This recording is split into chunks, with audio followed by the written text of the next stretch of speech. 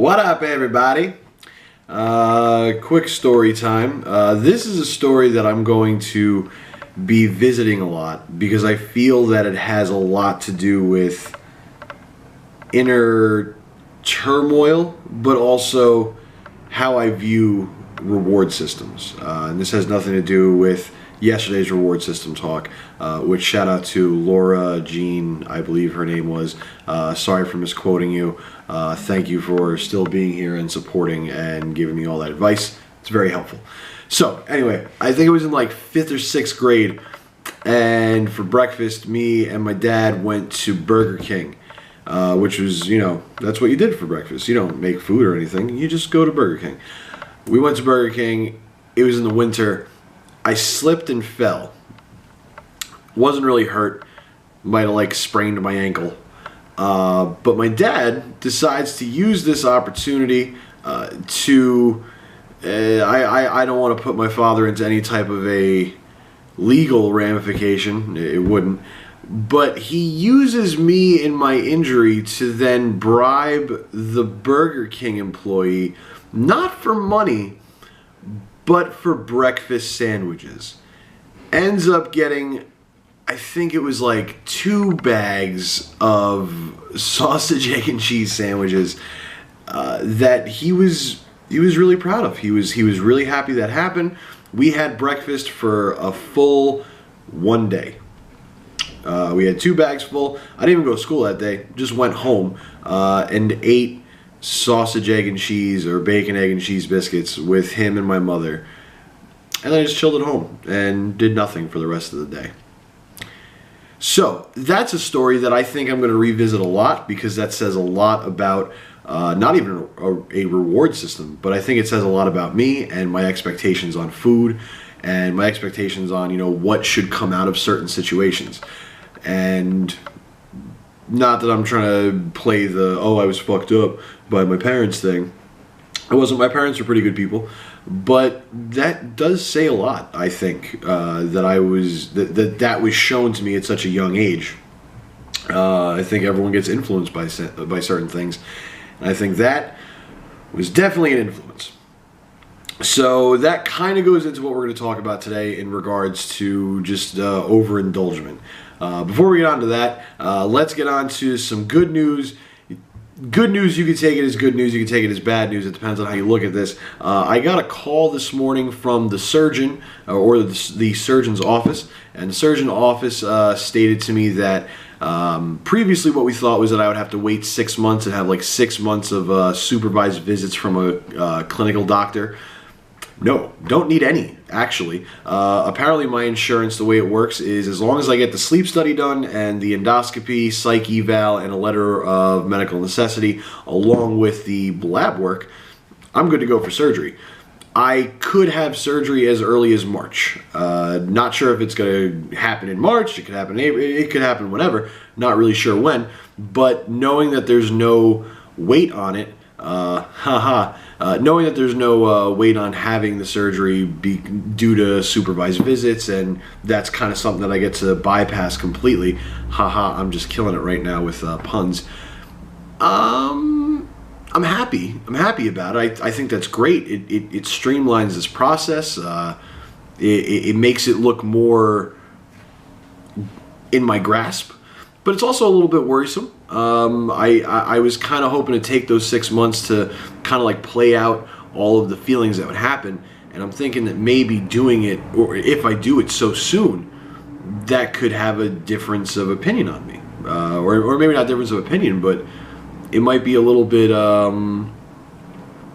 don't know. I wasn't expecting to get that phone call today. What I was expecting to hear from was this person saying, hey, you're going to need to have to wait 3 to 6 or 12 months. I didn't think my insurance was good, but apparently I have okay insurance, and it's going to be a streamlined process on their end and then on mine. I was kind of hoping to take 6 months to see how all this plays out emotionally, see how all this plays out physically, see how much weight I could lose in the meantime of having to do this. But now it's just kind of going to happen, I guess, and I don't know. I wasn't expecting that. I'm not really sure what my full thoughts and feelings are. I literally just got the phone call. So, yeah, that's going to be an interesting situation to come up in the next few days. Well, next few weeks, I guess. So, yeah, that was that. Now, let's get on to yesterday. Yesterday, I went to a poetry slam, and it was awesome. I had a lot of fun. I went to this slam, and everyone was great. Saw a lot of friends that I love. Got to hang out, and it was a wonderful, wonderful night. And then, as we usually do after the slam, we all went to a bar that has karaoke, and we all drank, and we all had fun, and we all sang these songs. Yesterday, I learned 3 a.m. by Matchbox 20 on the guitar, so I sang that with my buddy Chris, and it was a wonderful time. And I didn't get like piss drunk, you know, like I didn't get wasted, but I definitely drank to excess, and I definitely partied, and it didn't make me feel good. There was a point at the night where everyone had left. So let's back it up a little bit. When you go out with your friends and you go out to drink and you go out to have a good time, you're going out to have a good time. You're going out to share this good time with everyone. And in the past week, I've made it a point to not overdrink. I've had a few beers here and there. I've had a few glasses of whiskey, and I was able to enjoy myself. The enjoyment I was getting wasn't out of the drug, wasn't out of the liquor. It was out of the enjoyment of the people around me. And last night, I was around a lot of people that I care about and that I love and that love me, and it was awesome. But I was still looking for the enjoyment out of the liquor, out of the drugs, out of the party, not so much out of the connection that I was getting from people. And I had that at the slam. At the slam, you know, I always felt connected with everybody, felt like we were having a great time. And then once it was into party mode, get drunk, have a good time, it's like my mind switched gears into a different way. And a good thing out of it is that I didn't overeat. I didn't come home and gorge on fucking food. I know you're not supposed to eat before you go to bed, but instead when I got home, I was feeling hungry, and I had one of those protein packs that I bought. And that was it. One thing I'm going to just kind of derail this conversation real quick about something. Since doing this social media thing, I have found it inexplicably easier to not overeat. And that's, you know, due to the commitment of, like, you know, filming everything and showing you all what I'm doing. It's been awesome. It's been surprisingly easy to not overeat. And, like, you know, had that one day where I wanted to really badly, and someone called me out about it. Thank you for that, as I hope everyone will. But even now, like, usually when I get drunk at night and I wake up in the morning, I buy a Taylor ham, egg and cheese sandwich, or, you know, a bunch of greasy fucking food, out of the, you know, excuse that I need to get all the grease in my stomach. I need to collect it with carbs. That's the only way I'm going to feel better. This morning, woke up, had another one of these amazingly looking smoothies, and I feel fine. That was a little bit, that was a while ago. I just had another protein pack.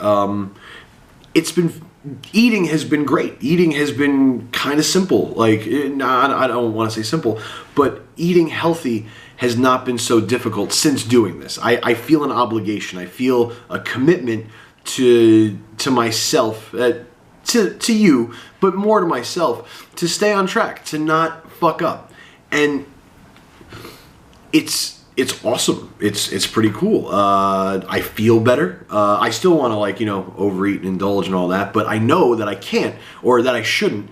And it's always in the back of my mind, like, well, you know, are you going to stay honest?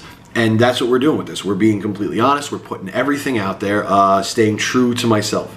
And staying true to myself has been easier since doing this whole thing. And I'm so happy about it already. It's only, you know, day 5. Who knows what the fuck's gonna happen next week?